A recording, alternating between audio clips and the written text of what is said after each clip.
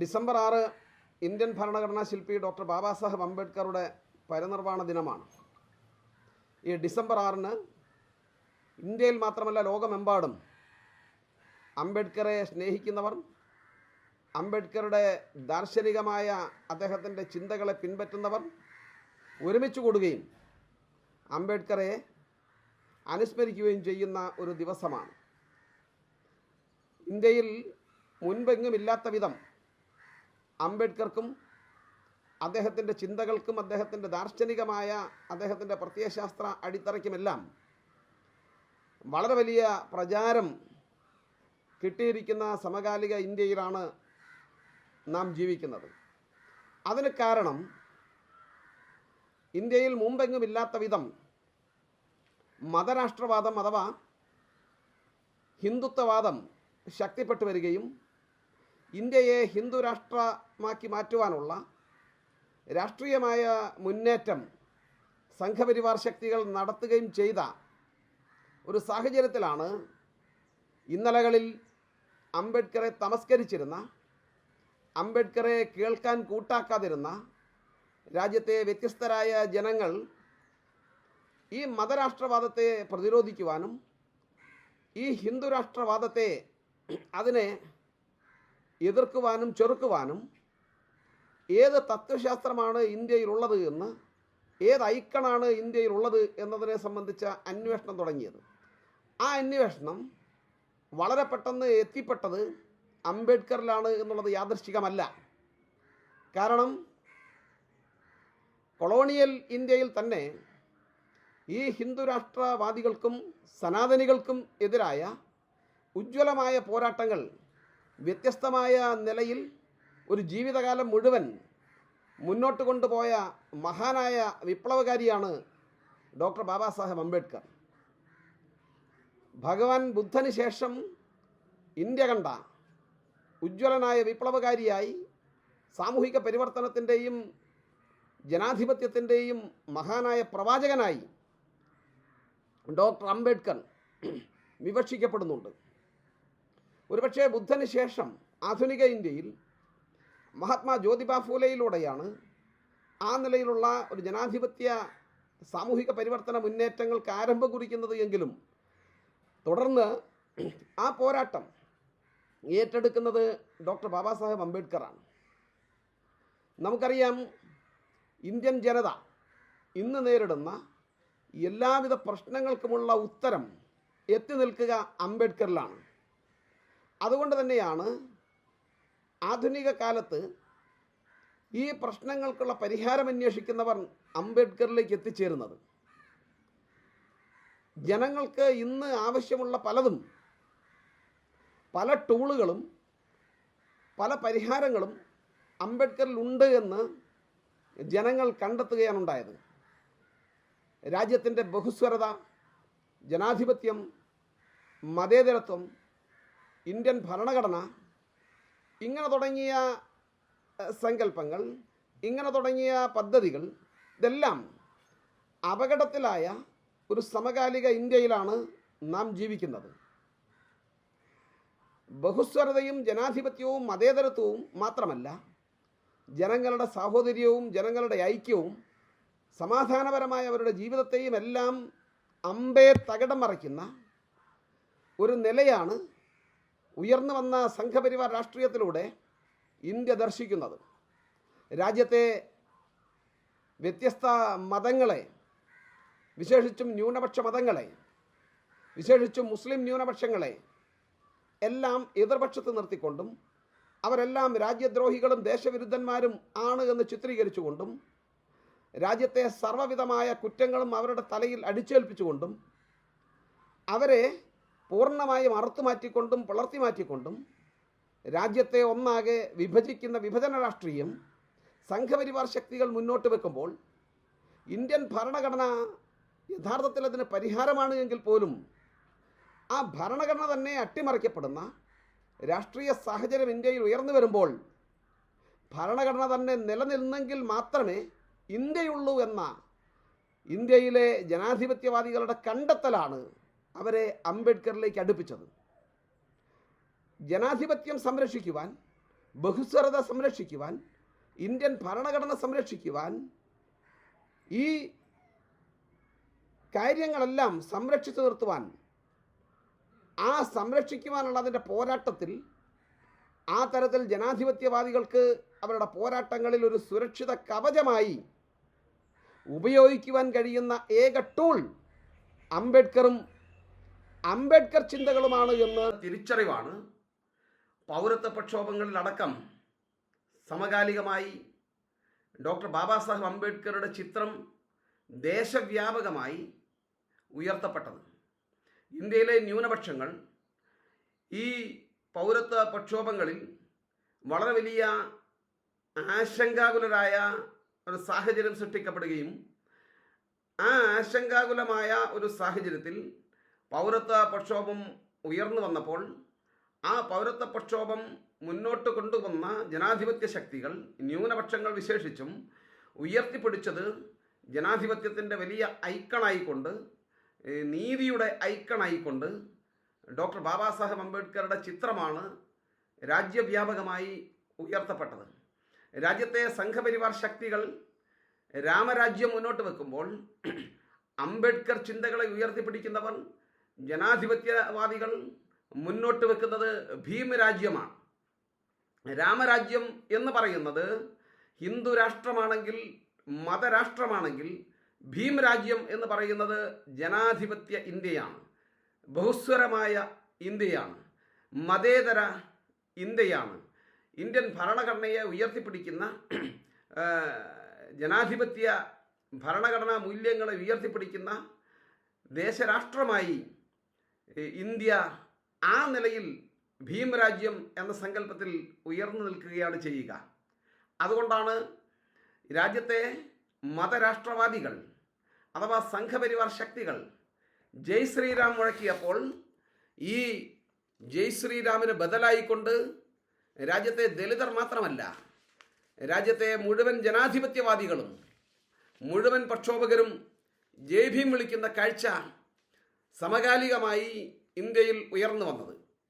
ജയ് ഭീം എന്ന് പറയുന്നത് അഥവാ അംബേദ്കറെയോ അംബേദ്കർ ചിന്തകളെയോ ദ്യോതിപ്പിക്കുന്ന ജയ് ഭീം, ജയ് ശ്രീരാം എന്ന് പറയുന്ന ഭരണഘടനാ വിരുദ്ധവും മാനവിക വിരുദ്ധവുമായ മതരാഷ്ട്രവാദത്തിനെതിരെ ഉയർത്തുവാൻ കഴിയുന്ന, അതിനെ പ്രതിരോധിക്കുവാൻ കഴിയുന്ന ഉജ്ജ്വലമായ ഒരു പ്രത്യയശാസ്ത്ര അടിത്തറയായി തന്നെ ആ നിലയിൽ ജയ് ഭീം ഉയർന്നു വന്ന കാഴ്ച നമുക്ക് കാണുവാൻ കഴിയും. ബാബാ സാഹേബ് അംബേദ്കർ തീർച്ചയായും ഈ ഇന്ത്യ രാജ്യത്തിൻ്റെ ഒരു പുതിയ പുനഃസൃഷ്ടിയെ, ഇന്ത്യ രാജ്യത്തിൻ്റെ ജനാധിപത്യവൽക്കരണത്തെ, ആധുനിക ഇന്ത്യയെ, ആധുനിക ദേശരാഷ്ട്രത്തെ രൂപപ്പെടുത്തുന്നതിൽ വളരെ വലിയ അളവിലുള്ള പങ്കാണ് വഹിച്ചത്. ഒരുപക്ഷെ ഇന്ത്യൻ ദേശീയ പ്രസ്ഥാനത്തിന് രണ്ട് ധാരകളെ നമുക്ക് കാണുവാൻ കഴിയും. ഒന്ന് ഗാന്ധിയുടെ നേതൃത്വത്തിലുള്ള ദേശീയ പ്രസ്ഥാനത്തിൻ്റെ ധാരയാണെങ്കിൽ, മറിച്ചുള്ളത് രണ്ടാമത്തെ ദേശീയ ധാര എന്ന് പറയുന്നത് ഡോക്ടർ ബാബാ സാഹേബ് അംബേദ്കറുടെ നേതൃത്വത്തിൽ ഉയർന്നു വന്ന ദേശീയ ധാരയാണ്. രണ്ടും സ്വാതന്ത്ര്യ പ്രസ്ഥാനങ്ങളാണ്. ഒരുപക്ഷെ ഗാന്ധിയുടെ നേതൃത്വത്തിൽ ഇന്ത്യയിൽ ഉയർന്നു വന്ന ദേശീയ പ്രസ്ഥാനം ബ്രിട്ടീഷുകാരിൽ നിന്നും ഇന്ത്യക്കുള്ള മോചനം ആവശ്യപ്പെട്ടപ്പോൾ, ബ്രിട്ടീഷുകാരിൽ നിന്നും ഇന്ത്യയുടെ സ്വാതന്ത്ര്യം ആവശ്യപ്പെട്ടപ്പോൾ, ഡോക്ടർ അംബേദ്കറുടെ നേതൃത്വത്തിലുള്ള ദേശീയധാര ആവശ്യപ്പെട്ടത് ജാതി ഹിന്ദുക്കളിൽ നിന്നും തൊട്ടുകൂടാത്തവർക്കുള്ള സ്വാതന്ത്ര്യത്തിന് വേണ്ടിയാണ്. ഇത് രണ്ടും ഫലത്തിൽ സ്വാതന്ത്ര്യ സമരമായിരുന്നു എന്ന് ദർശിക്കുവാൻ നമുക്ക് കഴിയും. പക്ഷേ ആ നിലയിൽ ഇന്ത്യൻ സ്വാതന്ത്ര്യ പ്രസ്ഥാനത്തെയും ഇന്ത്യൻ സ്വാതന്ത്ര്യ സമര ചരിത്രത്തെയും ഇന്ത്യൻ ദേശീയ പ്രസ്ഥാനത്തെയും ഈ നിലയിൽ അടയാളപ്പെടുത്തുവാൻ ഇന്ത്യയിലെ സവർണ ചരിത്രകാരന്മാർക്കും അതിനെ പിൻപറ്റുന്ന വ്യത്യസ്ത നിലകളിലുള്ള മറ്റ് എഴുത്തുകാർക്കും കഴിഞ്ഞിട്ടില്ല എന്നുള്ളതാണ് വസ്തുത. അതുകൊണ്ട് തന്നെ ഇന്ത്യയിലെ സ്വാതന്ത്ര്യ സമര പ്രസ്ഥാനത്തിൻ്റെ ചരിത്രത്തെ പുനർവായിക്കേണ്ടതുണ്ട്. ഇന്ത്യൻ സ്വാതന്ത്ര്യ സമര പ്രസ്ഥാനത്തെ പുനർനിർമ്മിക്കേണ്ടതും പുനർവായിക്കേണ്ടതുമുണ്ട് എന്നാണ് എനിക്ക് പറയുവാനുള്ളത്. ജനാധിപത്യം എന്ന് പറയുന്ന മൂല്യസങ്കല്പം ബാബാ സാഹേബ് അംബേദ്കർ മുന്നോട്ട് വെക്കുന്നത് കേവലമായൊരു തെരഞ്ഞെടുപ്പ് രാഷ്ട്രീയം എന്നുള്ള നിലയിലേ അല്ല. ജനാധിപത്യത്തെ സംബന്ധിച്ച് അംബേദ്കറുടെ കാഴ്ചപ്പാടുണ്ട്. അത് വളരെ വിപുലവും വിശാലവുമായ ഒരു ദാർശനികമായ അടിത്തറയുള്ള ഒരു കാഴ്ചപ്പാടാണ് അംബേദ്കർ മുന്നോട്ട് വെക്കുന്നത്. അംബേദ്കർ ജനാധിപത്യത്തെ സംബന്ധിച്ച് പറയുന്നത് ഇന്ത്യൻ സമൂഹം ജനാധിപത്യവൽക്കരിക്കപ്പെടാതെ പാർലമെന്ററി ഡെമോക്രസി ഇന്ത്യയിൽ വിജയിക്കുകയില്ല എന്നാണ്.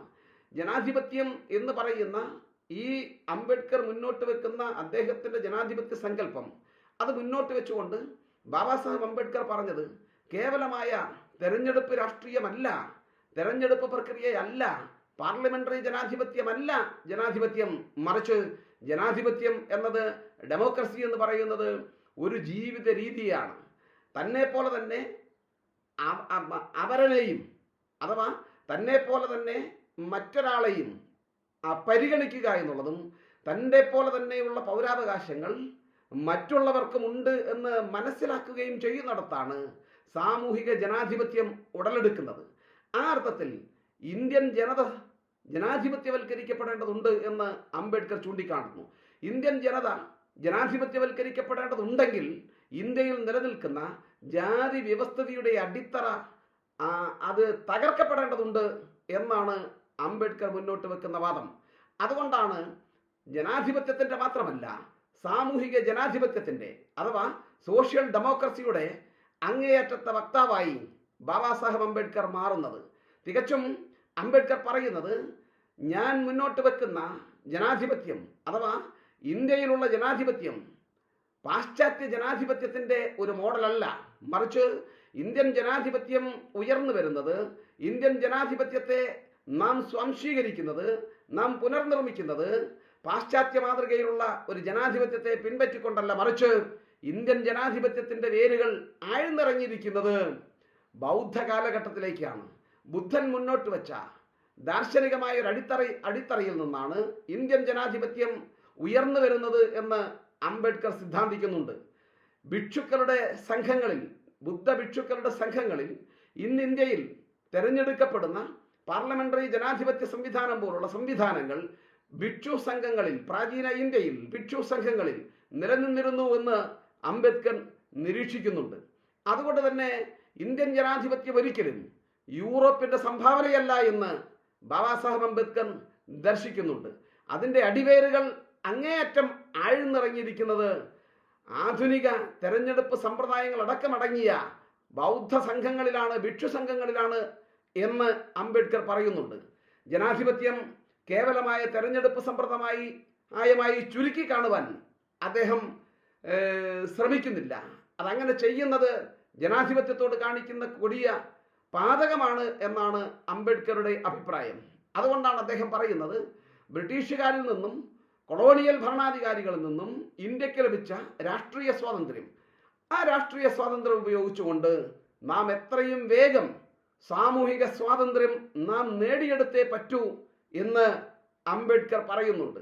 നമുക്ക് ലഭിച്ച രാഷ്ട്രീയ സ്വാതന്ത്ര്യം ഉപയോഗിച്ചുകൊണ്ട് സാമൂഹികമായ അസ്വാതന്ത്ര്യം അനുഭവിക്കുന്ന മനുഷ്യർക്ക് ആ സ്വാതന്ത്ര്യം നേടിയെടുക്കുവാൻ നമുക്ക് കഴിയുന്നില്ല എങ്കിൽ നാം വളരെ പാടുപെട്ട് പണിതുയർത്തിയ രാഷ്ട്രീയ സ്വാതന്ത്ര്യത്തിന്റെ അടിത്തറ സാമൂഹിക അസ്വാതന്ത്ര്യം അനുഭവിക്കുന്നവർ തകർത്ത് കളയുമെന്ന് ഈ രാഷ്ട്രത്തിന് മുന്നറിയിപ്പ് നൽകുവാനും അംബേദ്കർ മടിച്ചിട്ടില്ല. സ്വാതന്ത്ര്യം, സമത്വം, സാഹോദര്യം, നീതി ഇതെല്ലാം നിലനിൽക്കണമെങ്കിൽ സാമൂഹിക ജനാധിപത്യം അത്യന്താപേക്ഷിതമാണ് എന്ന് അംബേദ്കർ പറയുന്നു.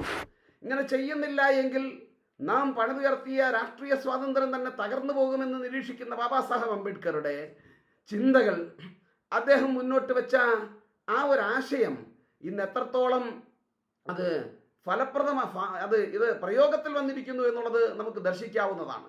പാർലമെന്ററി ജനാധിപത്യം തന്നെ അപകടത്തിലായി പോകുന്ന ആഭ്യന്തരമായ ഒരു പ്രതിസന്ധിയെയാണ് ഇന്ന് ഇന്ത്യ നേരിടുന്നത്. നിങ്ങൾ നോക്കൂ, ദേശീയ സമരത്തിലൂടെയും സ്വാതന്ത്ര്യ സമരത്തിലൂടെയും ആ നിലയിലുള്ള വലിയ മുന്നേറ്റങ്ങളിലൂടെയും നാം നേടിയെടുത്ത സ്വാതന്ത്ര്യം, അതിനുശേഷം പാർലമെന്ററി ജനാധിപത്യത്തിന്റെ ഭാഗമായി നാം നിർമ്മിച്ച ഇന്ത്യയുടെ ഭരണഘടന, ആ സ്വാതന്ത്ര്യവും ഭരണഘടനയും സമത്വവും നീതിയും ഇതെല്ലാം ഒരു അർത്ഥത്തിൽ തകർന്ന് തരിപ്പണമാകുമോ എന്ന ഭീഷണമായ ഒരു സാമൂഹിക രാഷ്ട്രീയ അന്തരീക്ഷത്തിലൂടെ നാം കടന്നു പോകുന്നു എന്ന് പറഞ്ഞാൽ എത്രമാത്രം ദീർഘദൃഷ്ടിയോടുകൂടിയാണ് ഇന്ത്യയുടെ ഭാവിയെ ഭരണഘടനാ ശില്പിയായ ഡോക്ടർ ബാബാ സാഹേബ് അംബേദ്കർ നോക്കി കണ്ടത് എന്നുള്ളത് നമുക്ക് മനസ്സിലാക്കുവാൻ കഴിയും. ബഹുസ്വരത എന്ന് പറയുന്നത്, ആ ബഹുസ്വരതയാണ് ഇന്ത്യയുടെ മനോഹാരിത. ഇന്ത്യ എന്ന് പറയുന്നത് തന്നെ കേവലമായ ഭൂമിശാസ്ത്രപരമായ ഒരു അതിർവരമ്പുകളല്ല, മറിച്ച് ഇന്ത്യ എന്ന് പറയുന്നത് ഒരാശയമാണ്. ആ ആശയം നിലനിൽക്കുന്നത് ഇന്ത്യയുടെ ഭരണഘടനയ്ക്കകത്താണ്. ബഹുസ്വരതയും ജനാധിപത്യവും പൗരാവകാശവും ഇതെല്ലാം നിലനിൽക്കുന്ന ഇന്ത്യയുടെ ഭരണഘടനയാണ് പ്രാതിനിധ്യ ജനാധിപത്യം മുന്നോട്ട് വെക്കുന്നത്. ഇന്ത്യയിലെ വ്യത്യസ്തമായ ഗോത്രങ്ങൾക്ക്, ഇന്ത്യയിലെ വ്യത്യസ്തമായ സമുദായങ്ങൾക്ക്, ന്യൂനപക്ഷങ്ങൾക്ക്, ഇന്ത്യയിലെ എല്ലാ ജനവിഭാഗങ്ങൾക്കും പ്രാതിനിധ്യം കൊടുക്കുന്ന റെപ്രസെന്റേഷൻ എന്ന് പറയുന്ന പ്രാതിനിധ്യ ജനാധിപത്യം അഥവാ ബഹുസ്വരത, ഇതെല്ലാം അംബേദ്കർ ഇന്ത്യൻ ഭരണഘടനയിലൂടെ പ്രയോഗവൽക്കരിക്കുകയാണ് ഉണ്ടായത്.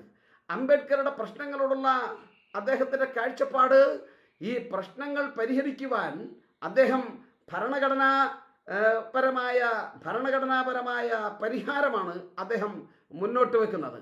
ഇന്ന് ഇന്ത്യയിൽ ഉയർന്നു വരുന്ന ഹിന്ദു രാഷ്ട്രവാദം, തികച്ചും മതരാഷ്ട്രവാദം, ഈ മതരാഷ്ട്രവാദവും പ്രാതിനിധ്യ ജനാധിപത്യവും തമ്മിൽ വലിയ കിണയൽ അഥവാ ഇത് രണ്ടും തമ്മിലുള്ളൊരു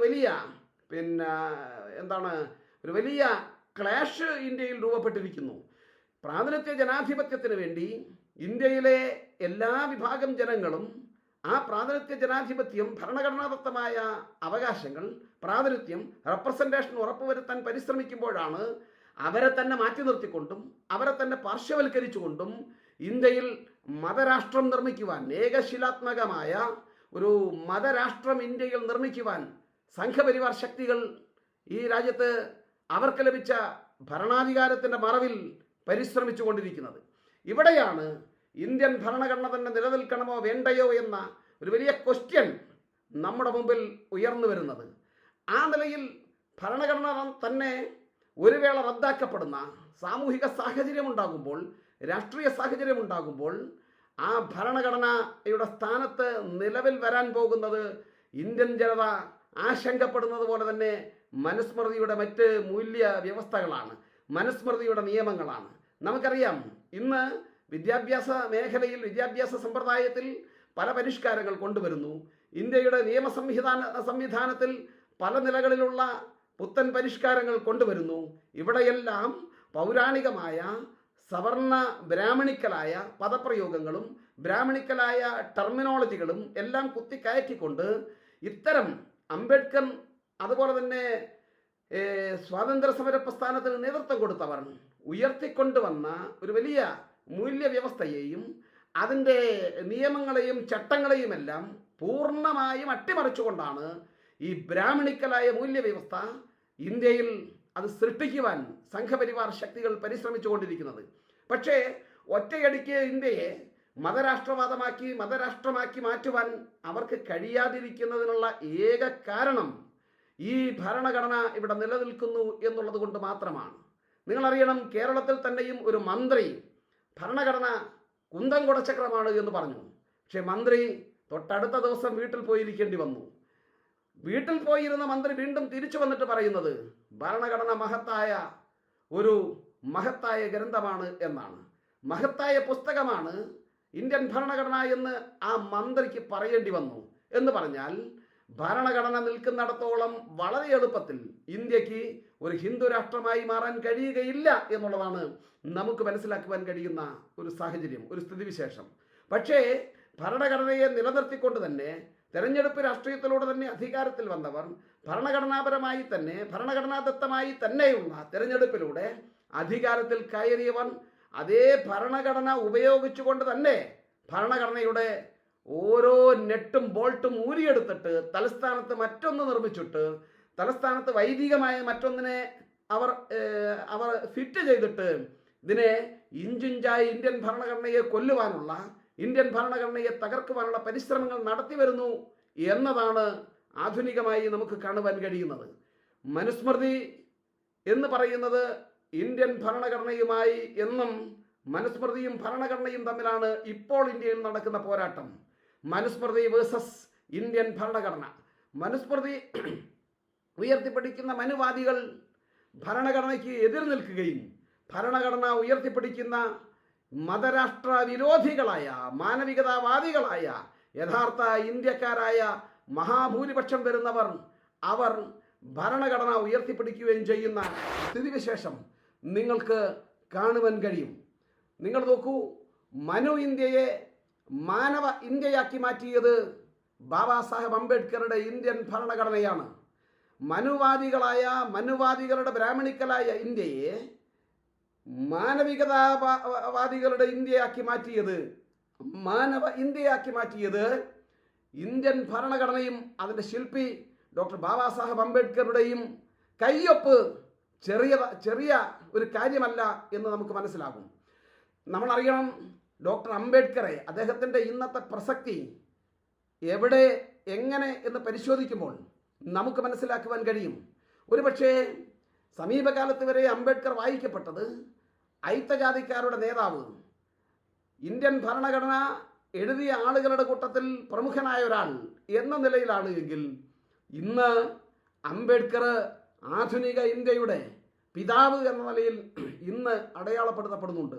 ഫാദർ ഓഫ് മോഡേൺ ഇന്ത്യ, ആധുനിക ഇന്ത്യയുടെ പിതാവാണ് ഡോക്ടർ ബാബാ സാഹേബ് അംബേദ്കർ എന്ന് ആധുനിക ഇന്ത്യ, സമകാലിക ഇന്ത്യ അടയാളപ്പെടുത്തുന്നു എന്നുള്ളത് തന്നെയാണ് ഇന്ന് സമകാലിക ഇന്ത്യയിൽ, ഈ സമകാലിക ഇന്ത്യയിൽ അംബേദ്കറുടെ പ്രസക്തി എന്ന് പറയുന്നത്.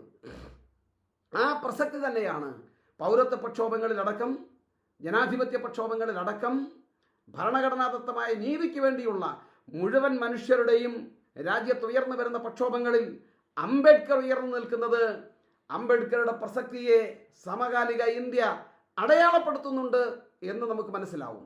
നിങ്ങളറിയണം, ബാബാ സാഹേബ് അംബേദ്കർ എഴുതിയ ഇന്ത്യയുടെ ഭരണഘടന, ആ ഭരണഘടനയെ സംബന്ധിച്ച് ഇന്നും ചില ആളുകൾ മുന്നോട്ട് വെക്കുന്നത് ഇന്ത്യൻ ഭരണഘടന എഴുതിയ കുറേ ആളുകളിൽ ഒരാളാണ് അംബേദ്കർ എന്ന് പറഞ്ഞുകൊണ്ട് അംബേദ്കറുടെ ഭരണഘടനയെ എഴുതുവാനുള്ള അംബേദ്കറുടെ വലിയ ദൗത്യത്തെ സംബന്ധിച്ച്, അദ്ദേഹത്തിൻ്റെ പരിശ്രമങ്ങളെ സംബന്ധിച്ച്, അദ്ദേഹത്തിൻ്റെ സംഭാവനകളെ കുറച്ചു കാണുവാൻ പരിശ്രമിക്കാറുണ്ട്. 1948 നവംബർ മാസം 5-ാം തീയതി ഇന്ത്യൻ ഭരണഘടനയുടെ ഡ്രാഫ്റ്റിംഗ് കമ്മിറ്റിയിൽ അംഗമായിരുന്ന ടി കൃഷ്ണമാചാരി എന്ന് പറയുന്ന ബ്രാഹ്മണനായ ഒരു അംഗം അംബേദ്കറെ സംബന്ധിച്ച് കോൺസ്റ്റിറ്റ്യൂവൻ്റ് അസംബ്ലിയിൽ സംസാരിക്കവേ, ഭരണഘടനയെ സംബന്ധിച്ച് സംസാരിക്കവേ അംബേദ്കറുടെ സംഭാവനയെക്കുറിച്ച് പറഞ്ഞിട്ടുണ്ട്. ടി കൃഷ്ണമാചാരി എന്ന് പറയുന്ന ഡ്രാഫ്റ്റിംഗ് കമ്മിറ്റിയിലെ 7 പേരിൽ ഒരാളായ ടി കൃഷ്ണമാചാരി, അതും ബ്രാഹ്മണനായ ഒരു അംഗം, അദ്ദേഹം പറയുന്നത് ഭരണഘടനാ ഡ്രാഫ്റ്റിംഗ് കമ്മിറ്റിയിൽ ഞങ്ങൾ 7 പേരുണ്ടായിരുന്നു എന്നത് ശരിയാണ്. പക്ഷേ 7 പേരുണ്ടായിരുന്നുവെങ്കിലും ഒരാൾ മരിച്ചുപോയി, പകരം ഒരാളെ വെച്ചില്ല. മറ്റൊരാൾ ഡൽഹിയിൽ നിന്നും വളരെ അകലെയായിരുന്നു. മറ്റു ചില കാര്യങ്ങളിൽ മുഴുകി വ്യാപൃതരായിരിക്കുകയായിരുന്നു. ചില ആളുകൾക്ക് അസുഖം മൂലം ഇന്ത്യൻ എഴുത്തുമായി സഹകരിക്കാൻ കഴിഞ്ഞില്ല. ഏറ്റവും അവസാനം ഭരണഘടന എഴുതി പൂർത്തീകരിക്കേണ്ട ജോലി മുഴുവൻ ഡോക്ടർ അംബേദ്കറുടെ തലയിൽ വന്ന് വീണു എന്ന് പറയുന്നത് മറ്റാരുമല്ല, കോൺസ്റ്റിറ്റ്യൂഷൻ അസംബ്ലിയിലെ ഡ്രാഫ്റ്റിംഗ് കമ്മിറ്റിയിലെ 7 അംഗങ്ങളിൽ ഒരംഗമായ ടി കൃഷ്ണമാചാരിയാണ് ഇത് വെളിപ്പെടുത്തുന്നത്. ഞാൻ പറഞ്ഞു വരുന്നത്, ആ നിലയിൽ ഡോക്ടർ അംബേദ്കറും കോൺസ്റ്റിറ്റ്യൂഷൻ്റെ ഡ്രാഫ്റ്റിങ്ങിൽ, ആ ഡ്രാഫ്റ്റിംഗ് നടക്കുന്ന സമയത്ത് മിക്കപ്പോഴും ഏതാണ്ട് സിംഹഭാഗവും അംബേദ്കറും അദ്ദേഹത്തിൻ്റെ സെക്രട്ടറിയും മാത്രമായിരുന്നു അതിനുണ്ടായിരുന്നത് എന്നുകൂടി ചേർത്ത് വായിച്ചാൽ ഇന്ത്യൻ ഭരണഘടന എഴുതി പൂർത്തിയാക്കേണ്ട പരിപൂർണമായ ഉത്തരവാദിത്തം ഡോക്ടർ അംബേദ്കറുടെ തലയിൽ വീഴുകയും ആ ജോലി അംബേദ്കർക്ക് ഒറ്റയ്ക്ക് നിർവഹിക്കേണ്ടി വരികയും ചെയ്തു എന്നുള്ളതാണ് ഇന്ത്യയുടെ ഭരണഘടനാ ചരിത്രം. ഞാൻ പറഞ്ഞു വരുന്നത്, ആ നിലയിൽ ആധുനിക ഇന്ത്യയെ സൃഷ്ടിക്കുവാൻ, ഇന്ത്യ രാജ്യത്തിൻ്റെ ബ്രാഹ്മണിക്കലായ ആ സൈദ്ധാന്തികതയെ പൊളിച്ചെഴുതുവാൻ, ആധുനിക ദേശരാഷ്ട്രത്തെ നിർമ്മിക്കുവാൻ അംബേദ്കർ ചെയ്ത സംഭാവന ചെറുതല്ല എന്ന് മനസ്സിലാവും.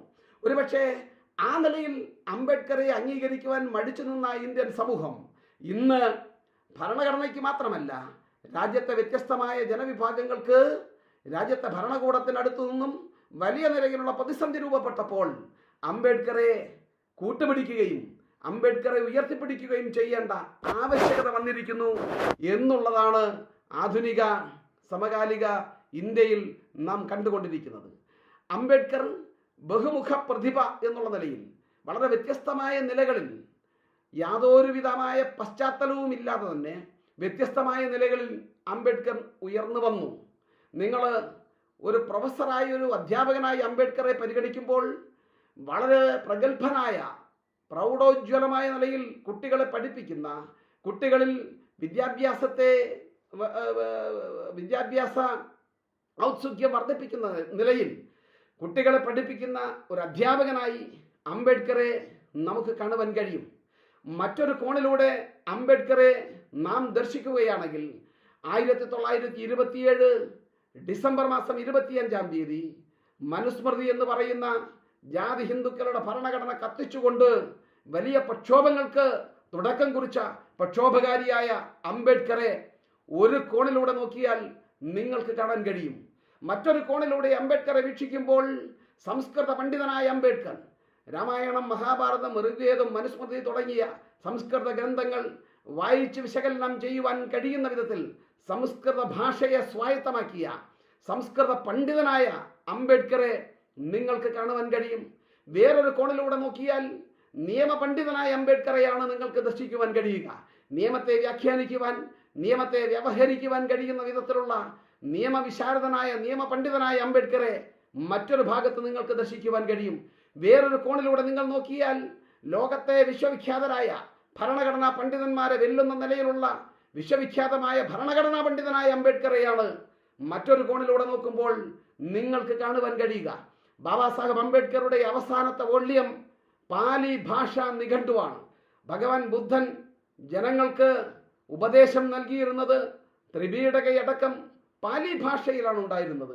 ആ പാലി ഭാഷ ആ കാലത്ത് സാധാരണക്കാരുടെ ഭാഷയായിരുന്നു. അന്യം നിന്ന് പോയ, നശിപ്പിക്കപ്പെട്ട, തകർക്കപ്പെട്ട ഒരു ഭാഷ.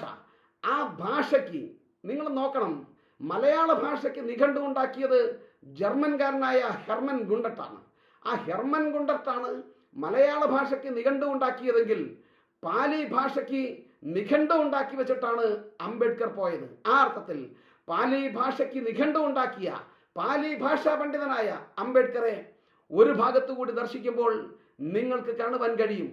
അങ്ങനെ വ്യത്യസ്തമായ നിലകളിൽ നിങ്ങൾ നോക്കൂ, ഹിന്ദു മതത്തെ സംബന്ധിച്ച് പഠിക്കുന്ന വിദേശികൾക്കായി, സ്വദേശികൾക്കായി റിഡിൽസ് ഇൻ ഹിന്ദുയിസം, എന്താണ് ഹിന്ദുമതമെന്ന് പറയുന്ന, അതിനെ വ്യാഖ്യാനിക്കുന്ന, അതിനെ ഇഴവിരിച്ച് അതിൻ്റെ ആഴങ്ങളിലേക്ക് ഇറങ്ങിച്ചെല്ലുന്ന, ഹിന്ദുമതം എന്താണ് എന്ന് ലോകത്തോട് വിളംബരം ചെയ്യുന്ന റിഡിൽസ് ഇൻ ഹിന്ദുയിസം, ഹിന്ദു മതത്തിലെ പ്രഹേളികൾ എന്ന് പറയുന്ന ഗ്രന്ഥം ഡോക്ടർ ബാബാ സാഹേബ് അംബേദ്കർ എഴുതുകയുണ്ടായി. ഹൂ ആർ ദ ശൂദ്രസ് എന്ന് പറയുന്ന ഗ്രന്ഥം ഇന്ത്യയിലെ ശൂദ്രർക്ക് വേണ്ടി അംബേദ്കർ എഴുതിയതാണ്.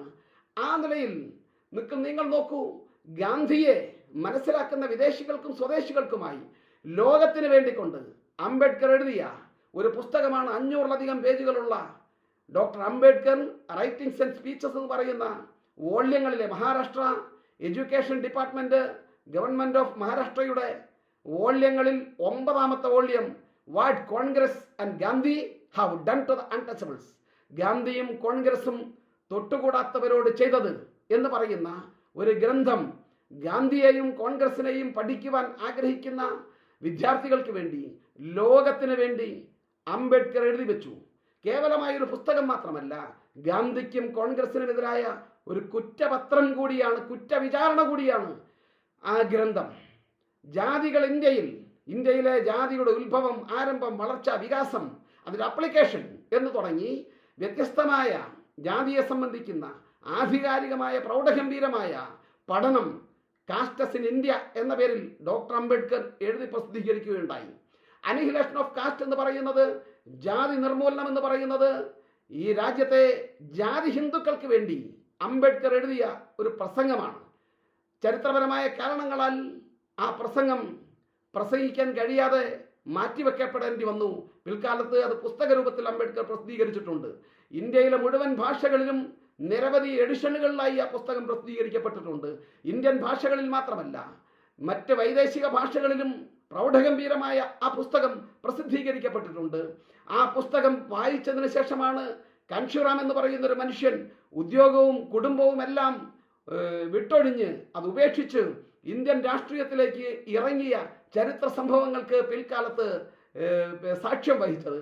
ആ നിലയിൽ എഴുത്തുകാരനായ ഗ്രന്ഥകാരനായ അംബേദ്കറെ നിങ്ങൾക്ക് കാണുവാൻ കഴിയും.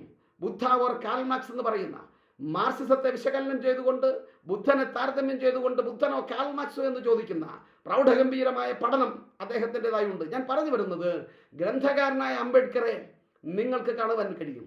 മറ്റൊരു സ്ഥാനത്തേക്ക് നിങ്ങൾ നോക്കിയാൽ, വേറൊരു കോണിലൂടെ അംബേദ്കറെ നോക്കിയാൽ നിങ്ങൾക്ക് കാണാൻ കഴിയുക, ഇന്ത്യയിലെ അധസ്ഥിതരാക്കപ്പെട്ട ജനകോടികൾക്ക് വേണ്ടി അവരുടെ വിമോചന പ്രസ്ഥാനത്തിന് ഉജ്ജ്വലമായി നേതൃത്വം കൊടുക്കുവാൻ 1928 ബഹിഷ്കൃത ഹിതകാരിണി സഭ എന്ന് പറയുന്ന പ്രസ്ഥാനമുണ്ടാക്കിയ സംഘാടകനായി, നേതാവായി അംബേദ്കറെ കാണാൻ കഴിയും.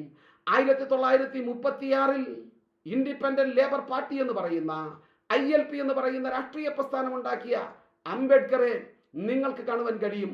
1942 all India scheduled caste federation എന്ന് പറയുന്ന രാഷ്ട്രീയ പാർട്ടി മുന്നോട്ട് വെച്ചുകൊണ്ട് കടന്നു വന്ന അംബേദ്കറെ നിങ്ങൾക്ക് കാണുവാൻ കഴിയും. ആ നിലയിൽ 1956 അദ്ദേഹം രൂപീകരിക്കാൻ ആരംഭിച്ച പ്രസ്ഥാനം റിപ്പബ്ലിക്കൻ പാർട്ടി ഓഫ് ഇന്ത്യ എന്ന് പറയുന്ന രാഷ്ട്രീയ പാർട്ടിയാണ് എന്ന് നമുക്കറിയാവുന്നതാണ്. ആ നിലയിൽ ഒരു വലിയ രാഷ്ട്രീയ നേതൃത്വത്തെ നിങ്ങൾക്ക് കാണാൻ കഴിയും. ഇന്ത്യയിലെ പട്ടികജാതിക്കാർ, പട്ടികവർഗക്കാർ, പിന്നോക്കക്കാർ, മതന്യൂനപക്ഷങ്ങൾ, അതുപോലെ തന്നെ OBC വിഭാഗങ്ങൾ എല്ലാവരെയും അണിനിരത്തിക്കൊണ്ടുള്ള ഒരു വലിയ വിശാലമായ രാഷ്ട്രീയ പ്ലാറ്റ്ഫോം ഉണ്ടാക്കാനാണ് അംബേദ്കർ ആഗ്രഹിച്ചത്. ആ നിലയിൽ രാഷ്ട്രീയ പ്രസ്ഥാനത്തിന് നേതൃത്വം കൊടുക്കുന്ന ഒരു വലിയ രാഷ്ട്രീയ നേതാവായ അംബേദ്കറെ നിങ്ങൾക്ക് കാണാൻ കഴിയും. ഇന്ത്യയിലെ ഒന്നാമത്തെ നിയമവകുപ്പ് മന്ത്രിയായ അംബേദ്കർ മികച്ച പാർലമെന്റേറിയനായി ഇന്ത്യയുടെ ചരിത്രം, ലോകത്തിന്റെ ചരിത്രം അടയാളപ്പെടുത്തിയിട്ടുണ്ട്. ആ നിലയിൽ പാർലമെന്റേറിയനായ അംബേദ്കറെ നിങ്ങൾക്ക് കാണുവാൻ കഴിയും. അങ്ങനെ വ്യത്യസ്ത കോണുകളിലൂടെയാണ് അംബേദ്കറെ നിങ്ങൾക്ക് ദർശിക്കുവാൻ കഴിയുക. നിങ്ങൾ നോക്കൂ, അശോകന് ശേഷം, ഭഗവാൻ ബുദ്ധന് ശേഷം അശോകനാണ് ബുദ്ധമതത്തെ ലോകമെമ്പാടും വ്യാപിപ്പിക്കുന്നത്. അതുകൊണ്ട് തന്നെ ബുദ്ധന്റെ കലിംഗ യുദ്ധത്തിന് ശേഷം ബുദ്ധിസം സ്വീകരിച്ച അശോകന്റെ കലിംഗ യുദ്ധത്തിന് ശേഷം ബുദ്ധിസം സ്വീകരിച്ച അശോകൻ ലോകത്തെമ്പാടും ബുദ്ധിസം കെട്ടിപ്പടുക്കുന്നതിൽ നിർണായകമായ ചരിത്രപരമായ പങ്ക് വഹിച്ചിട്ടുണ്ട്. അശോകന് ശേഷമുള്ള ഇന്ത്യയിലെ ഏറ്റവും വലിയ ബുദ്ധമത പുനരുദ്ധാരകനായി അംബേദ്കർ അടയാളപ്പെടുത്തപ്പെട്ടിട്ടുണ്ട്. ലക്ഷക്കണക്കിന് ആളുകളെ ഒറ്റ സമയത്ത് മതപരിവർത്തനം ചെയ്യിക്കുവാൻ, താൻ ഉദ്ദേശിക്കുന്ന മതത്തിലേക്ക് ഒരേ സമയത്ത് മാറ്റുവാൻ മഹാനായ പ്രവാചകൻ മുഹമ്മദ് നബിക്ക് പോലും കഴിയാത്ത ആ നിലയിൽ ഒരു വലിയ ബുദ്ധമത പുനരുദ്ധാരകനായി അംബേദ്കർ അടയാളപ്പെടുത്തപ്പെട്ടിട്ടുണ്ട്. അതുപോലെ തന്നെ വ്യത്യസ്തമായ നിലകളിൽ മഹത് സത്യാഗ്രഹമടക്കമുള്ള നിരവധി സമരങ്ങൾക്ക് മുന്നിൽ നിന്ന് നയിച്ച നേതൃത്വം എന്നുള്ള നിലയിൽ പ്രക്ഷോഭകാരിയായ അംബേദ്കറെ കാണാൻ കഴിയും. ഞാൻ പറഞ്ഞു വരുന്നത്, വ്യത്യസ്തമായ നിലകളിലാണ് വ്യത്യസ്തമായ അംബേദ്കറെ നമുക്ക് വായിക്കുവാൻ കഴിയുക. അഭിഭാഷകൻ, രാഷ്ട്രമീമാംസകൻ, ചിന്തകൻ, അധ്യാപകൻ, അങ്ങനെ തുടങ്ങി വ്യത്യസ്തമായ നിലകളിലാണ് അംബേദ്കറെ നിങ്ങൾക്ക് കാണുവാൻ കഴിയുക. വലിയ ദാർശനിക പശ്ചാത്തലമുള്ള അംബേദ്കർ, വായനയുള്ള അംബേദ്കർ, വായനയെ, അറിവിനെ അങ്ങേയറ്റം സ്നേഹിച്ചൊരു മനുഷ്യൻ. ആ നിലയിൽ ഇന്ത്യയിലെ ഏറ്റവും വലിയ ഗ്രന്ഥശേഖരമുണ്ടായിരുന്ന അംബേദ്കർ, വലിയ വായനയുണ്ടായിരുന്ന അംബേദ്കർ, സ്വകാര്യമായ വലിയ ലൈബ്രറി ഉണ്ടായിരുന്ന അംബേദ്കർ, ആ നിലയിൽ വ്യത്യസ്തമായ ബഹുമുഖ പ്രതിഭയായി അംബേദ്കർ അടയാളപ്പെടുത്തപ്പെട്ടിട്ടുണ്ട്. ആ നിലയിൽ അത്തരമൊരു ദാർശനിക പശ്ചാത്തലമുള്ളത് കൊണ്ട് തന്നെ, അത്തരമൊരു വലിയ പാണ്ഡിത്യത്തിന്റെ ഉടമസ്ഥനായതുകൊണ്ട് തന്നെ നമുക്ക് പറയാം, സംശയരഹിതമെന്നേ ഇന്ത്യയുടെ മാർക്സാണ് അംബേദ്കർ, ഇന്ത്യയുടെ കാൾ മാർക്സ് ആണ് അംബേദ്കർ എന്ന് നമുക്ക് നിസ്സംശയം പറയുവാൻ കഴിയും. നമുക്കറിയാം, മാർക്സ് മിച്ചമൂല്യത്തെ സംബന്ധിച്ച് എഴുതി. മാർക്സ് മിച്ചമൂല്യ സിദ്ധാന്തം എഴുതിയപ്പോൾ അംബേദ്കർ ജാതി മൂല്യത്തെ സംബന്ധിച്ചാണ് എഴുതിയത്. കാൾ മാർക്സ് മിച്ചമൂല്യ സിദ്ധാന്തം മുന്നോട്ട് വെച്ചപ്പോൾ, മിച്ചമൂല്യത്തെ സംബന്ധിച്ച് പറഞ്ഞപ്പോൾ, എഴുതിയപ്പോൾ അംബേദ്കർ ജാതി മൂല്യത്തെ സംബന്ധിച്ചാണ് എഴുതിയത്. അവിടെയാണ് കാൾ മാർക്സും അംബേദ്കറും ഒരുപക്ഷെ സമത്വസുന്ദരമായ ഒരു ലോകത്തെ, ഒരു ജനാധിപത്യത്തെ, ഒരു ജനതയെ, സമൂഹത്തെ, സമത്വപൂർണമായ ഒരു സാമൂഹിക വ്യവസ്ഥിതിയെ സ്വപ്നം കണ്ട രണ്ട് മഹാദാർശനികന്മാരാണ് കാൾ മാർക്സും അംബേദ്കറും. പക്ഷേ ഇന്ത്യയിൽ കാൾ മാർക്സും അംബേദ്കറും തമ്മിലുള്ള കിണയൽ അനുഭവപ്പെടുന്നത്, അത് തമ്മിലുള്ള വൈരുദ്ധ്യം ഉണ്ടാക്കപ്പെടുന്നത് ഒറ്റ കാര്യത്തിലാണ്, അത് ജാതിയാണ്. ഇവിടെ നമുക്ക് മനസ്സിലാക്കേണ്ടത് വർഗവിഭജിതമായ ഒരു സാമൂഹിക അന്തരീക്ഷത്തിൽ അവസ്ഥയിൽ ജനിച്ചു ജീവിച്ച കാൾ മാർക്സ് ഒരു വർഗരഹിത സമൂഹത്തെയാണ് സ്വപ്നം കാണുന്നത്. ഇന്ത്യൻ അവസ്ഥയിൽ, ഇന്ത്യൻ കോണ്ടെക്സ്റ്റിൽ നിങ്ങൾ അറിയേണ്ടത് ജാതി വിഭജിതമായ ഒരു സമൂഹത്തിലാണ് അംബേദ്കർ ജനിച്ചു ജീവിച്ചു മരിക്കുന്നത്. അവിടെയാണ് ജാതിരഹിതമായ ഒരു സാമൂഹിക വ്യവസ്ഥിതിയെ സംബന്ധിച്ച് അംബേദ്കർ സ്വപ്നം കാണേണ്ടി വരുന്നത്. ഒന്ന് വർഗരഹിതമായ സാമൂഹിക വ്യവസ്ഥ സ്വപ്നം കാണുന്നുവെങ്കിൽ അംബേദ്കർ കാണുന്നത് ജാതിരഹിത സാമൂഹിക വ്യവസ്ഥിതിയെയാണ്. കാൾ മാർക്സ് ജനിച്ചത് വർഗവിഭജിതമായ സാമൂഹിക വ്യവസ്ഥിതിയിലാണെങ്കിൽ ഇന്ത്യയിൽ ജാതി വിഭജിതമായ സമൂഹത്തിലാണ് അംബേദ്കർ ജനിച്ചു ജീവിക്കുന്നത്. ജാതിയും വർഗവും തമ്മിൽ അജഗജാന്തരം വ്യത്യാസമുണ്ട്. വർഗം ഒരാൾക്ക് മാറാൻ കഴിയും. ഇന്ന് സമ്പന്നനായ ഒരാൾക്ക് നാളെ ലോട്ടറി അടിച്ചാൽ അയാൾ വർഗത്തിൽ നിന്ന് വർഗം മാറുന്നു, ദരിദ്രൻ സമ്പന്നനാവുന്നു. ജാതി അങ്ങനെയല്ല. ഇന്ന് ജാതിയിൽ ഏതെങ്കിലും ഒരു ജാതിയിൽ ഒരുവൻ ജനിച്ചു കഴിഞ്ഞാൽ അവന് 1000 ജന്മം ജനിച്ചാലും ജാതി മാറാൻ അവന് കഴിയുന്നില്ല. ജാതി ജന്മബന്ധിതമാണ്, വർഗം അങ്ങനെയല്ല. ഇങ്ങനെ വർഗവും ജാതിയും തമ്മിലുള്ള പ്രശ്നത്തെ മനസ്സിലാക്കുവാനും ആ നിലയിൽ അതിനെ അനലൈസ് ചെയ്യുവാനും അതിനെ കീറിമുറിച്ച് ആ വർഗവും ജാതിയും തമ്മിലുള്ള പ്രശ്നത്തെ സംബന്ധിച്ച് മനസ്സിലാക്കുവാനും ഇന്ത്യൻ മാർക്സിസ്റ്റുകൾക്ക്, ഇന്ത്യൻ കമ്മ്യൂണിസ്റ്റുകൾക്ക് കഴിഞ്ഞിട്ടില്ല എന്നുള്ളതാണ് ഇന്ത്യയിലെ കമ്മ്യൂണിസ്റ്റ് പ്രസ്ഥാനങ്ങളുടെ പരാജയത്തിന്റെ കാരണമെന്ന് അംബേദ്കർ നിർവചിക്കുന്നുണ്ട്. ഇനി ഞാൻ സോഷ്യലിസ്റ്റുകളിലേക്ക് തിരിയട്ടെ എന്ന് പറഞ്ഞുകൊണ്ട് അനിഹിലേഷൻ ഓഫ് കാസ്റ്റ് എന്ന് പറയുന്ന ഗ്രന്ഥത്തിൽ സോഷ്യലിസ്റ്റുകൾക്ക് അംബേദ്കർ, കമ്മ്യൂണിസ്റ്റുകൾക്ക് അംബേദ്കർ മറുപടി നൽകുന്നുണ്ട്, അവർക്ക് താക്കീത് നൽകുന്നുണ്ട്. ജാതിയെ പരിഗണിക്കാതെ ഒരു ഇഞ്ച് പോലും നിങ്ങൾക്ക് മുന്നോട്ട് പോകാൻ കഴിയുകയില്ല എന്ന് അംബേദ്കർ സിദ്ധാന്തിക്കുന്നുണ്ട്. നിങ്ങൾ എങ്ങോട്ട് തിരിഞ്ഞാലും നിങ്ങളുടെ മുമ്പിൽ ചാടി വീഴുന്നത് ജാതി എന്ന് പറയുന്ന ദുർഭൂതമായിരിക്കുമെന്ന് അംബേദ്കർ സിദ്ധാന്തിക്കുന്നുണ്ട്. ആ നിലയിൽ അംബേദ്കർ ഇന്ത്യയെ വിശദീകരിക്കുകയാണ് ചെയ്യുന്നത്. ജാതിയെക്കുറിച്ച് അംബേദ്കർ പറയുന്നുവെങ്കിൽ ജാതിയെക്കുറിച്ച് അംബേദ്കർ പറയുന്നത് ഇന്ത്യയെ വിശദീകരിക്കുവാൻ വേണ്ടിയിട്ടാണ്. ജാതിയെക്കുറിച്ച് പറഞ്ഞാലേ ഇന്ത്യയെ വിശദീകരിക്കുവാൻ കഴിയുകയുള്ളൂ എന്ന് അംബേദ്കർക്കറിയാം. അതുകൊണ്ട് അംബേദ്കർ ജാതിയെ വിശദീകരിക്കുന്നുവെങ്കിൽ ഇവിടെ മനസ്സിലാക്കപ്പെടേണ്ടത്, വായിക്കപ്പെടേണ്ടത്, ജാതിയെ വിശദീകരിക്കുന്ന അംബേദ്കർ ഇന്ത്യയെ തന്നെയാണ് വിശദീകരിക്കുന്നത് എന്ന് ഇന്ത്യയിലെ ആധുനിക സമൂഹത്തിന് മെല്ലെ മെല്ലെ ബോധ്യപ്പെട്ടു വരികയാണ്. മേൽജാതി തൊഴിലാളിക്കും കീഴ്ജാതി തൊഴിലാളിക്കും ജാഥ വിളിക്കുമ്പോഴുള്ള വർഗവികാരം മാത്രമേയുള്ളൂ എന്ന് അംബേദ്കർ പറയുന്നു. മേൽജാതി തൊഴിലാളിയും കീഴ്ജാതി തൊഴിലാളിയും ജാഥ വിളിക്കുമ്പോഴുള്ള വർഗവികാരമല്ലാതെ ജാഥ അവസാനിച്ചാൽ വർഗമല്ല, ജാതികളാണ്. ആ നിലയിൽ ജാതിയെ അഡ്രസ് ചെയ്യാതെ ഇന്ത്യയിലെ കമ്മ്യൂണിസ്റ്റുകൾക്ക് മുന്നോട്ട് പോകാൻ കഴിയുകയില്ല എന്ന് പറയുന്ന അംബേദ്കർ തീർച്ചയായും ജാതിയെ അഡ്രസ് ചെയ്യാത്ത, ജാതിയെ പരിഗണിക്കാത്ത, ജാതിയുടെ ഉൾപ്പിരിവുകളെ സംബന്ധിച്ച് യാതൊരു തരത്തിലും കണക്കിലെടുക്കാതെയുള്ള ഇന്ത്യയിലെ മാർക്സിസം, ഇന്ത്യയിൽ വ്യവഹരിക്കപ്പെടുന്ന മാർക്സിസം ഇന്ത്യയിലെ ജാതിവാദികൾക്ക് ഏറ്റവും വലിയ സുരക്ഷിത താവളമായിരിക്കുമെന്ന് അംബേദ്കർ വെട്ടിത്തുറന്ന് പറയുന്നുണ്ട്. അതുകൊണ്ടാണ് ഇന്ത്യയിലെ ജാതി മേധാവിത്വം മാർക്സിസത്തിനകത്ത് എളുപ്പത്തിൽ അവർക്ക് ജാതി ഒളിപ്പിക്കാൻ കഴിയുന്നു, ജാതിയെ ഒളിച്ചു കടത്താൻ കഴിയുന്നു. ഇതാണ് ഇന്ത്യൻ മാർക്സിസത്തിന്റെ പരാജയവും, അഥവാ ഇന്ത്യൻ മാർക്സിസം നേരിടുന്ന, ഇന്ത്യയിലെ കമ്മ്യൂണിസ്റ്റുകൾ നേരിടുന്ന പ്രശ്നങ്ങളും എന്നാണ് ഈ അംബേദ്കറെ പറ്റി പഠിക്കുന്ന നമുക്ക് മനസ്സിലാക്കാൻ കഴിയുക. മാർക്സിസത്തെ ഒരു ആദർശം എന്ന നിലയിൽ അംഗീകരിക്കുന്ന അംബേദ്കർ ഇന്ത്യയിൽ അങ്ങോട്ടുള്ള വഴി മാർക്സിൻ്റേതല്ല എന്ന് അർത്ഥശങ്കയ്ക്കിടയില്ലാതെ അംബേദ്കർ പറയുന്നുണ്ട്.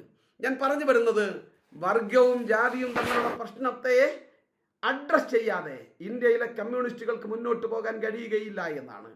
സമകാലികമായി അംബേദ്കർ വായിക്കപ്പെടുമ്പോൾ സമകാലിക ഇന്ത്യയിൽ ആധുനിക ദേശരാഷ്ട്രം കെട്ടിപ്പടുക്കുന്നതിൽ അംബേദ്കർ വഹിച്ച പങ്ക് വളരെ വലുതാണ് എന്നും നാം മനസ്സിലാക്കേണ്ടതുണ്ട്.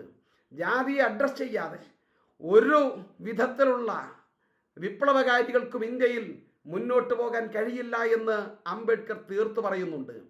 ജാതിയെ മുൻനിർത്തിക്കൊണ്ട് അംബേദ്കർ ഇന്ത്യയെ അങ്ങേയറ്റം വിശദീകരിക്കുക എന്ന ജോലിയാണ് അംബേദ്കർ ചെയ്തത്. തൊഴിലാളികളുടെ അവകാശങ്ങൾ നിങ്ങൾ നോക്കൂ, ജാതിയെ വിശദീകരിക്കുക മാത്രമല്ല, ഇന്ത്യയിലെ സാമ്പത്തിക പ്രശ്നങ്ങളെ സംബന്ധിച്ച് അംബേദ്കർ എഴുതിയ പുസ്തകമാണ് ദ പ്രോബ്ലം ഓഫ് ഉറുപ്പി എന്ന് പറയുന്ന പുസ്തകം, ഉറുപ്പികയുടെ പ്രശ്നം എന്ന് പറയുന്ന ഒരു പുസ്തകം അംബേദ്കർ മുന്നോട്ട് വെച്ചിട്ടുണ്ട്.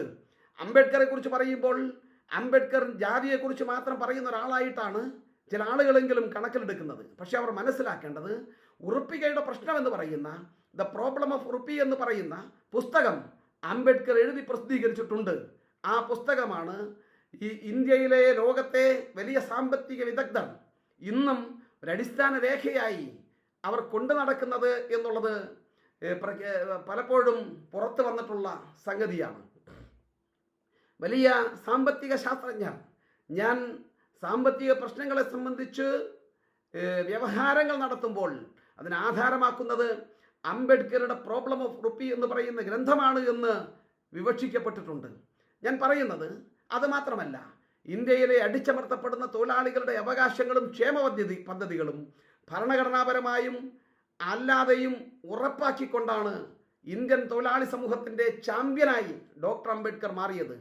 അങ്ങനെ ഇന്ത്യൻ തൊഴിലാളി സമൂഹത്തിൻ്റെ ചാമ്പ്യനായി അംബേദ്കർ മാറിയത് കൊണ്ട് തന്നെയാണ് 1956 ഡിസംബർ മാസം 6-ാം തീയതി അംബേദ്കർ നമ്മളെ വിട്ടുപിരിഞ്ഞപ്പോൾ 7-ാം തീയതി പ്രസിദ്ധീകരിക്കപ്പെട്ട ന്യൂയോർക്ക് ടൈംസിൻ്റെ editorial doctor Ambedkar was known as the champion of Indian working classes എന്ന് മുഖപ്രസംഗം എഴുതിയത് എന്ന് ഇന്ത്യയിലെ കമ്മ്യൂണിസ്റ്റുകളെങ്കിലും മനസ്സിലാക്കേണ്ടതുണ്ട്. ലോകത്താദ്യമായി തൊഴിലാളികൾക്കുള്ള ഇൻഷുറൻസ് പദ്ധതികൾ ഉണ്ടാക്കിയത്, ESI നടപ്പിലാക്കിയത് അത് ഇന്ത്യയിലാണ്. അത് അംബേദ്കറുടെ പരിശ്രമ ഫലമായിട്ടാണ് അത് നിർമ്മിക്കപ്പെട്ടത്. ഇതിനാവശ്യമായ നിർദ്ദേശങ്ങൾ മുന്നോട്ട് വെച്ചതും സമർപ്പിച്ചതും അംബേദ്കറാണ് എന്ന് ചരിത്ര പണ്ഡിതന്മാർക്ക് അറിയാവുന്ന കാര്യമാണ്. അതുപോലെ തന്നെ മെഡിക്കൽ ഇൻഷുറൻസ് മുന്നോട്ട് വെച്ചത്, മെഡിക്കൽ ലീവ് ബെനിഫിറ്റ് മുന്നോട്ട് വെച്ചത്, അപകട ഇൻഷുറൻസ് മുന്നോട്ട് വെച്ചത്, ഫാക്ടറീസ് ആക്ട് ഭേദഗതി മുന്നോട്ട് വെച്ചത്, എൻഡ് ലീവ് എന്ന് പറയുന്ന സമ്പ്രദായം മുന്നോട്ട് വെച്ചത്, ഖനി തൊഴിലാളികളുടെ സുരക്ഷാ നിയമം രൂപകൽപ്പന ചെയ്തത്, എംപ്ലോയ്മെന്റ് എക്സ്ചേഞ്ച് സ്ഥാപിച്ചത്, മിനിമം കൂലി നിയമം അത് മുന്നോട്ട് കൊണ്ടുവന്നത്, ഖനികളിൽ ജോലി ചെയ്യുന്ന സ്ത്രീ തൊഴിലാളികൾക്ക് പ്രസവാനുകൂല്യ പദ്ധതി ഏർപ്പെടുത്തിയത്, സ്ത്രീകൾക്കായി തൊഴിലാളി ക്ഷേമ ഫണ്ട് എന്ന് പറയുന്ന സങ്കല്പം മുന്നോട്ട് വെച്ചത്, തൊഴിൽ സംരക്ഷണ നിയമം കൊണ്ടുവന്നത്, തുല്യ ജോലിക്ക് തുല്യവേതനം എന്ന് പറയുന്ന നിയമം ഇന്ത്യയിൽ നടപ്പിലാക്കിയതും കൊണ്ടുവന്നതും ഡോക്ടർ അംബേദ്കറാണ്. തൊഴിലാളികൾ ഇന്ന് സമരം ചെയ്യാറുണ്ട്. സമരം ചെയ്യുന്നത് ദേശവിരുദ്ധമല്ല, ഭരണഘടനയ്ക്ക് എതിരല്ല. തൊഴിലാളികൾക്ക് സമരം ചെയ്യാനുള്ള അവകാശത്തിനായി ലീഗൽ സ്ട്രൈക്ക് ആക്ട് എന്ന് പറയുന്ന നിയമം ഇന്ത്യയിൽ കൊണ്ടുവന്നത് ഡോക്ടർ അംബേദ്കറാണ്. അതുകൊണ്ട് തന്നെയാണ് നാം പറയുന്നത് ഇന്ത്യയിലെ തൊഴിലാളി സമൂഹം, ഇന്ത്യയിൽ പണിയെടുക്കുന്നവൻ, ഇന്ത്യയിൽ ശാരീരികമായി അധ്വാനിക്കുന്നവൻ ഏറ്റവും കൂടുതൽ കടപ്പെട്ടിരിക്കുന്നത് അംബേദ്കറോടാണ് എന്ന് ഇന്ന് നമുക്ക് അറിയുവാനും പറയുവാനും കഴിയുന്നത് അതുകൊണ്ടാണ്. ഇന്ത്യൻ സ്ത്രീത്വം എന്ന് പറയുന്നത് അടിച്ചമർത്തപ്പെട്ട സമൂഹമാണ്. ദലിതരെ പോലെ തന്നെ ബ്രാഹ്മണിക്കലായി ഏറ്റവും ചവിട്ടിമെതിക്കപ്പെട്ട ഒരു സമൂഹമാണ് ഇന്ത്യയിലെ സ്ത്രീകൾ. ആ സ്ത്രീകൾക്ക് അവരുടെ വിമോചനത്തിന് വേണ്ടിയിട്ടാണ്, അവരുടെ സുരക്ഷയ്ക്ക് വേണ്ടിയിട്ടാണ് അംബേദ്കർ പല പദ്ധതികളും ഭരണഘടനാദത്തമായി ഇന്ത്യയിൽ കൊണ്ടുവന്നത്. സ്ത്രീകളും പ്രതിവിപ്ലവവും എന്ന് പറയുന്ന ഗ്രന്ഥമെഴുതിക്കൊണ്ട്, ഹിന്ദു സ്ത്രീകളുടെ ഉയർച്ചയും പതനവും എന്ന് പറയുന്ന ഗ്രന്ഥമെഴുതിക്കൊണ്ട്, ജാതികൾ ഇന്ത്യയിൽ എന്ന് പറയുന്ന ഗ്രന്ഥമെഴുതിക്കൊണ്ട് ഇന്ത്യയിലെ സ്ത്രീകൾ നേരിടുന്ന ചവിട്ടിമെതിക്കപ്പെടുന്ന ഇന്ത്യൻ സ്ത്രീത്വത്തെ സംബന്ധിച്ചാണ് അംബേദ്കർ എഴുതി വെച്ചത്, ലോകത്തോട് വിളംബരം ചെയ്തത്. 1951 ഇന്ത്യൻ പാർലമെന്റിൽ അവതരിപ്പിക്കാനായി തയ്യാറാക്കിയ ഹിന്ദു കോഡ് ബിൽ എന്ന് പറയുന്നത് സ്ത്രീ വിമോചനം ലക്ഷ്യം വെച്ചുള്ള ചരിത്രപരമായ ഒരു സംഗതിയായിരുന്നു എന്ന് നമ്മൾ അറിയണം. 1951 സെപ്റ്റംബർ മാസം 21-ാം തീയതി ഹിന്ദു കോഡ് ബില്ലിന്റെ കുറച്ച് ഭാഗങ്ങൾ ഇന്ത്യൻ പാർലമെന്റിൽ ഡോക്ടർ അംബേദ്കർ അവതരിപ്പിച്ചു. അങ്ങനെ അവതരിപ്പിച്ചപ്പോഴാണ് ശബരിമല പ്രശ്നം വന്നപ്പോൾ ആചാര സംരക്ഷകർ ഇറങ്ങി അന്തരീക്ഷം കലുഷിതമാക്കിയതുപോലെ അംബേദ്കർ ഹിന്ദുമത ധ്വംസകനാണ് എന്ന് വിളംബരം ചെയ്തുകൊണ്ട് രാജ്യത്തെ സവർണ ശക്തികൾ തെരുവിലേക്ക് ഇറങ്ങിയത്.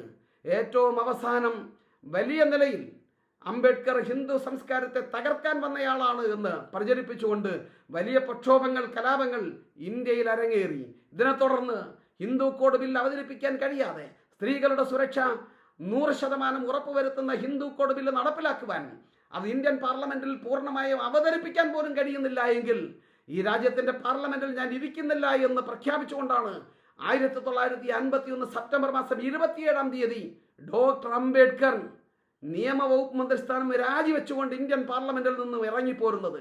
ഞാൻ പറയുന്നത് ഇന്ത്യൻ സ്ത്രീത്വത്തെ സംരക്ഷിക്കുവാൻ, സ്ത്രീകളുടെ പൗരാവകാശങ്ങളെ സംരക്ഷിക്കുവാൻ നിയമവകുപ്പ് മന്ത്രി എന്ന് പറയുന്ന ഒരു സ്ഥാനം, പദവി വലിച്ചെറിഞ്ഞിട്ടാണ് അംബേദ്കർ ഇന്ത്യൻ പാർലമെന്റിൽ നിന്നും ഇറങ്ങിപ്പോരുന്നതെങ്കിൽ ആ അംബേദ്കറോട് ഇന്ത്യയിലെ മുഴുവൻ സ്ത്രീകളും കടപ്പെട്ടിരിക്കുന്നു എന്നാണ് എനിക്ക് പറയുവാനുള്ളത്.